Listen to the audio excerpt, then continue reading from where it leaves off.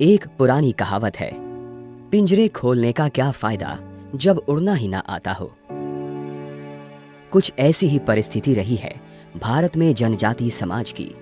आजादी के बाद से ही मुख्य धारा में जनजातियों को उनके प्राकृतिक ज्ञान और भाषा की वजह से पिछड़ा हुआ समझा जाता था। जनजातियों के लिए योजनाएं तो बनाई गईं, लेकिन उन योजनाओं को समझने और उनका प्रयोग करने के लिए जरूरी शिक्षा जनजातियों के पास कभी पहुंची ही नहीं। शिक्षा आधार है हमारे विकास का, हमारे भविष्य का।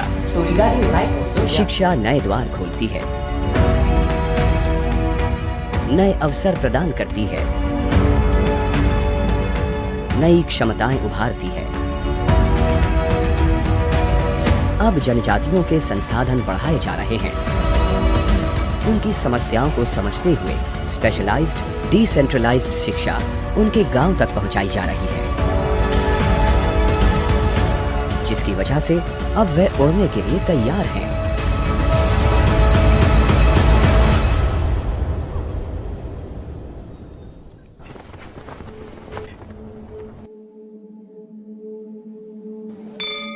हम तो सर कक्षा 5वीं तक पढ़े। उस टाइम ये साधन नहीं था, उतनी सोच नहीं थी।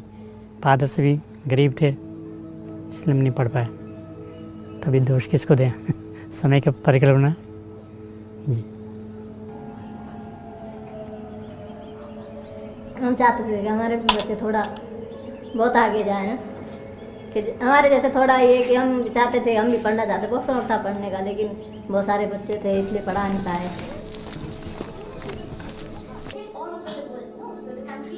घर की सोल प्रॉब्लम थी कि आगे पढ़ा नहीं पाए सर। पैसा नहीं था, थोड़ा गरीब था।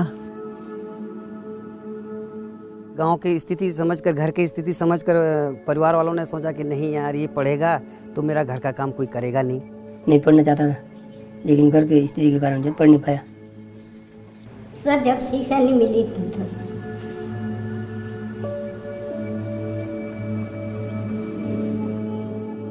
आदिवासी समूह हमेशा से ही गांव और शहरों से काफी दूर ही बसते हैं। इनके बच्चों को स्कूल पहुंचने के लिए कभी पहाड़ तो कभी नदी से गुजरना पड़ता था, तो कभी रोज 30 से 40 किलोमीटर दूर जाना पड़ता था।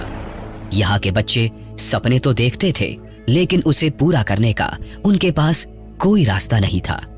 इसी वजह से अनुसूचित जनजातियों में अनेक बच्चे 10वीं कक्षा के पहले ही स्कूल जाना छोड़ देते हैं। मैंने देखा वहाँ पर जो बच्चे हैं हिंदी भी सही तरह से नहीं बोल पाते हैं, वो सादरी बोलते हैं, वो छत्तीसगढ़ी बोलते हैं।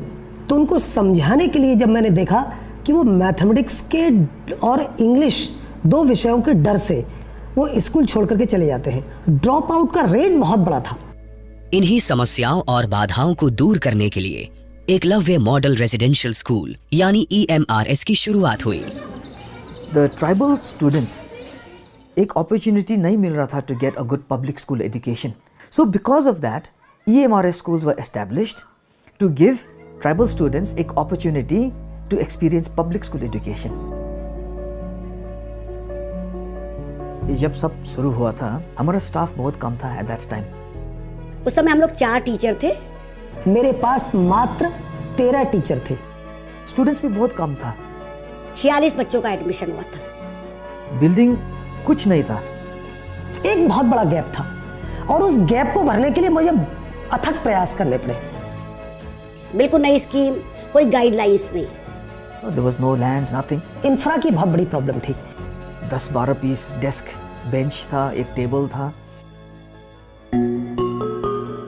जरा सा मौसम खराब हो, लाइट चली जाए तो पानी नहीं चढ़ेगा। बहुत छोटा सा गांव था, रोड्स भी अच्छा नहीं था ना, so vehicles used to refuse to come to this place of Kangyep. सिर्फ स्कूल शुरू करके ही इन समस्याओं का समाधान नहीं होता। इन स्कूलों को आधुनिक और यहाँ पढ़ने वाले बच्चों को मुख्य धारा के काबिल बनाना भी जरूरी था। 2019 में शुरू की गई केंद्रीय क्षेत्रक योजना में एकलव्य स्कूल का बजट बढ़ाया गया, ताकि ये स्कूल देश के किसी भी प्राइवेट या पब्लिक स्कूल से पीछे ना रहें। हॉस्टल्स बने, डाइनिंग हॉल बना, टीचर्स रेजिडेंसेस बनने शुरू हुए, इसके अलावा computer lab, other labs and library, इन सब के लिए अलग से फंडिंग होती है। उनके इस्टेब्लिशमेंट के लिए हम लोगों ने धीरे धीरे उसको आगे बढ़ाया। 2013-14 में एकलव्य स्कूलों का कुल बजट 278.76 करोड़ था, जो कि 2023-24 तक बढ़ाकर 5,000 करोड़ कर दिया गया। वैसे ही जहां 2013-14 में हर एक बच्चे पर 42,000 रुपए खर्च किए जाते थे, वहीं अब हर एक बच्चे के लिए एकलव्य स्कूलों को 1,09,000 रुपए मिलते हैं। यही नहीं, जहां 2013-14 में तकरीबन 34,000 बच्चे इन स्कूलों में पढ़ रहे थे, वहीं अब ये संख्या 1,13,000 के पार पहुंच चुकी है। सरकार ने इस योजना के तहत 452 नए स्कूलों की घोषणा भी की है, जिसके चलते मार्च 2026 तक 740 एकलव्य स्कूल कार्यरत होंगे, जबकि 2013-14 में मात्र 119 स्कूल कार्यरत थे। But over the years, infrastructure had developed now. बच्चे लोग ने क्या मिला था? बहुत अच्छा सा classrooms, very good facilities in the hostels.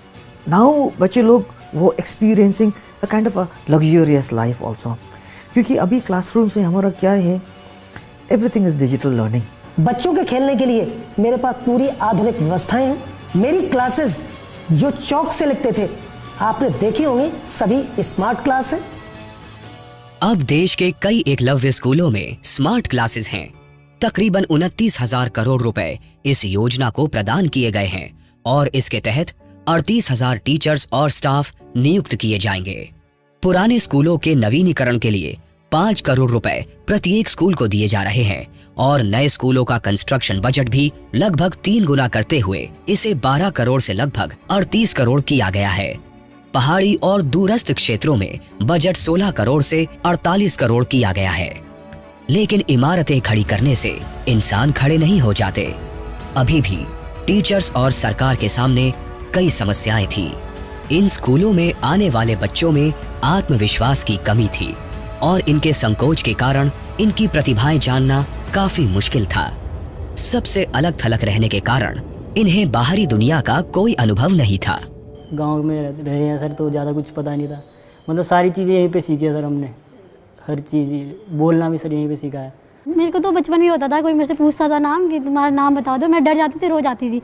मेरी मम्मी तो बहुत मतलब कहती थी किससे कुछ मत पूछो, लेकिन यहाँ आने के बाद जब टीचर्स ने सिखाया कि नहीं तुम्हें बोलना है, गलत बोलो बट बोलो।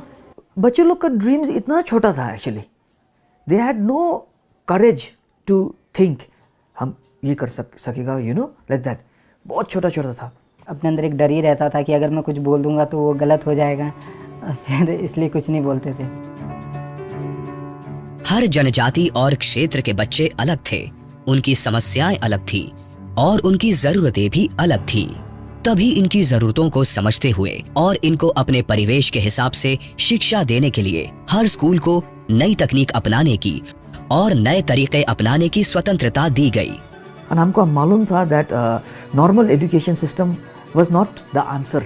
आधुनिक शिक्षा के साथ साथ आधुनिक टेक्नोलॉजी का यदि हम उपयोग नहीं करेंगे तो हम पिछड़ जाएंगे। Music, culture activities, entertainment, sports, through those activities I one the hearts of the children, I one the interest of the children ना। हमने अपने बच्चों में मैथमेटिक्स के प्रति, साइंस के प्रति इंटरेस्ट पैदा करने के लिए clicker technology, language lab, Microsoft team, tab on wheel, flipped classroom आदि की व्यवस्था की है। हम लोगों के पास एक दूसरा तरीका है रेमेडियल क्लासेस का। They don't have to go anywhere for coaching classes क्योंकि best coaching classes are provided here, सिर्फ हमारा स्टूडेंट्स के लिए। इनफॉर्मल काइंड ऑफ टीचिंग चलती है और बच्चों को बिल्कुल अपना जो मोस्ट कंफर्टेबल तरीका रहता है उस तरीके से पढ़ाते हैं। 1 से 1.5 घंटे की class free of cost, and that time इतना exams materials we give them, mock tests and all that also. ये बच्चे महज 10 से 11 वर्ष की आयु में ही अपना भविष्य बनाने के लिए 6ठी कक्षा से ही अपने घर और परिवार से दूर यहाँ रहकर पढ़ते हैं।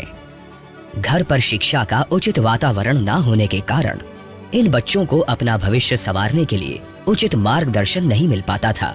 इन वजहों से स्कूल का एक महत्वपूर्ण कर्तव्य है कि बच्चों को मार्गदर्शन देते हुए एक तनाव मुक्त वातावरण भी दिया जाए। That was the first time being away from family, being away from my friends. Journey was quite difficult, but over the time I just got used to it. तो मुझे पता नहीं था कि जिस दिन काउंसलिंग है उसी दिन हमने यहाँ रुकना था। तो रुके और मेरे मम्मी पापा ने बोला हम जा रहे हैं। फिर मम्मी और रोए नहीं, बट मैं थोड़ा बहुत रो गई थी उनको जाते हुए देख के। जब मेरी माँ बोलती थी तो तुम्हें भी ये स्कूल पढ़ना पड़ेगा, सो मुझे बड़ा डर लगता था, क्योंकि मेरे पास तो हॉस्टल में बसने का कोई आदत नहीं था ना। जब बच्चे हमारे अपने घर से आते हैं तो हम ब्रिज कोर्स के साथ साथ उनके काउंसलिंग की व्यवस्था भी करते हैं, जिससे बच्चे यहाँ से तनाव मुक्त हो जाते हैं। जॉयफुल लर्निंग, बच्चा बिना किसी स्ट्रेस के सीखे, उस पे हमारे एक फोकस रहता है। सो यहाँ आके देखा तो सारे मेरे टीचर्स भी मुझको इनकरेज करते थे, तो this kind of pushed me to do better in my life. Music पूरा एक पार्ट ऑफ मी है। I was sharing with them these things, तो I was able to connect with these things and connect with the students. इन बच्चों की खेल में उपलब्धियों को देखते हुए सरकार 15 स्कूलों में centre of excellence in sports और 50 स्कूलों में सेंटर ऑफ आर्चरी बनवा रही है। इन खेलों से ये बच्चे एकजुट होकर और साथ में मिलकर निरंतर प्रयास करना भी सीख रहे हैं। बॉक्सिंग में निश्चित रूप से हमारे मध्य प्रदेश में भी कोई माहौल नहीं था, लेकिन मैंने ये देखा है कि हमारे ट्राइबल बच्चे बड़े ऊर्जावान होते हैं। बॉक्सिंग के एक्सपर्ट्स को हम बुलाते हैं और करीबन 4 से 5 माह तक प्रतिदिन 1 घंटे उनकी प्रैक्टिस कराते हैं, जिसके परिणाम ये है कि देश में सर्वाधिक बॉक्सिंग में हम लोग मेडल प्राप्त कर रहे हैं। बच्चे लोग maximum of them interested in sports. जब हमने बास्केटबॉल भी शुरू हुआ, you know, I took my team. जब गए थे तो उतना सक्सेस नहीं हुआ, क्योंकि हम न्यू थे। जो हम लूज़ करके आए उसके बाद सीखा कि क्या है वहाँ का मतलब स्टैंडर्ड। हमारा बच्चे लोग इतना पैशनेट था, इतना हार्ड वर्क किया था, that we started to win everything. We won CBSE का 2 बार नेशनल चैंपियंस बास्केटबॉल में, तमिलनाडु में, आगरा में। We had played in Jaipur, now we had travelled. तो यहाँ पे जो भी सीखा था हमने, लाइक कि टीम वर्क कैसे होता है, जो चीज़ कर रहे हो कि कितने डेडिकेशन से करना चाहिए, कितना हार्ड वर्क, ऐसे ही नहीं मिलता है जो भी तुम कर रहे हो। हमारा EMRS गांगेप स्टार्टेड विनिंग वेज। स्लोली बच्चे लोग का I think they started to become hopeful. खेल हम में एक जज्बा जगाता है, कभी हार ना मानने का जज्बा। इस जज्बे को बढ़ावा देने के लिए सरकार हर वर्ष नेशनल कल्चरल स्पोर्ट्स मीट कराती है। देश भर के एकलव्य स्कूलों से 2,500 से 3,000 बच्चे इस आयोजन में भाग लेते हैं। इस आयोजन में बच्चों को अपना हुनर दुनिया के सामने प्रस्तुत करने का और एक दूसरे से सीखने का महत्वपूर्ण मौका मिलता है। 2018 का जो हमारा CBSE का रिजल्ट आया, उसका रिकॉर्ड आज तक नहीं टूट पाया है। टीम एकलव्य को सैल्यूट। ये स्कूल बच्चों के लिए अब एक परिवार की तरह है। बच्चों के खाने पीने, पढ़ाई, किताबें, यूनिफॉर्म, हॉस्टल, हर जरूरत का ध्यान सरकार इसी योजना के माध्यम से रख रही है, वो भी निशुल्क। हमने इस विद्यालय को आलय में परिवर्तन किया है। आलय मीन्स बच्चा अपने को, इस स्कूल को अपना घर समझता है। The aura here, the what to say, calmness, everything, the love, friends, like family की तरह था यहाँ पर। कॉम्प्लीमेंट मोस्ट कॉमन, और जो हमको एनर्जी भरता है कि पहले अपीयरेंस में इट डजंट लुक लाइक अ सरकारी स्कूल। जो हमारे प्राइवेट स्कूल है उनके लेवल का स्कूल है सर, उनसे अच्छा ही है सर हमारा। तो हमें कोई फीस भी नहीं देनी पड़ेगी, पेरेंट्स को कोई बर्डन नहीं है sir. So the fact that the school is free in the first place itself is a blessing for all of us. हमारे यहाँ तो काफ़ी बच्चे जो पढ़ते नहीं है इस वजह से कि प्राइवेट में तो इतने महंगाई है, पर अगर उन्हें ऐसी फैसिलिटीज़ मिले हर जगह पे तो क्यों नहीं कोई पढ़ेगा। ये स्कूल एक अच्छे परिवार की तरह बच्चों के संपूर्ण विकास का ध्यान रखते हैं। आधुनिक शिक्षा के साथ ये भी जरूरी था कि बच्चे अपने पारंपरिक समाज और संस्कृति से जुड़े रहें और कामयाब होकर इस समाज और संस्कृति के विकास में योगदान दें। धीरे धीरे लोग अपने जड़ों से दूर होते जा रहे हैं, और जो सांस्कृतिक विरासत है विशेष रूप से ट्राइबल कम्युनिटी की, ये तो जीवित रहनी चाहिए। हमने बच्चों से कहा जो चीज़ आपके डेली यूज में है उसे लाइए। आज की डेट में 250 से 300 आर्टिकल हमारे पास हैं। उनकी संस्कृति को यदि हम संरक्षण नहीं करेंगे तो यहाँ पर उनको अरुचि होगी और विद्यालय के प्रति उनका आकर्षण खत्म हो जाएगा। उनके संरक्षण और संवर्धन के लिए भी हम पूरा प्रयास कर रहे हैं। I want to go back, मतलब अपने ट्राइबल एरिया में एजुकेशन फील्ड में काम करना चाहता हूँ। Being from a tribal society, I always wanted it to better for my people in a mass. मैं लोगों के बीच में रह के उनकी परेशानी समझना चाहती हूँ, और मैं अगर नेता बनी तो मैं एक ऐसे ही स्कूल खोलूंगी जिसमें मेरे गांव के बच्चे और मेरे ब्लॉक के सारे बच्चे पढ़े। और इस सब का नतीजा आज आप सबके सामने है। तो मुझे IIT रुड़की में मैथमेटिक्स एंड कंप्यूटिंग ब्रांच होती है वो मिली है। IIT धनबाद है सर। अभी मैं PhD की प्रिपरेशन कर रही हूँ। MBBS doctor, currently working in a private hospital in Gangtok, East Sikkim. मुझे बताते हुए बड़ा प्राउड फील हो रहा है कि हम लोग 2019 में जब अचानक से हमें एक इनविटेशन लेटर मिला कि म्यूजिक ग्रुप की टीम को राष्ट्रपति भवन में एक विशेष परफॉर्मेंस के लिए इनवाइट किया गया है। फरवरी 2023 में भारत की ऑनरेबल प्रेसिडेंट श्रीमती द्रौपदी मुर्मू ने एकलव्य स्कूल के बच्चों को राष्ट्रपति भवन में आमंत्रित किया।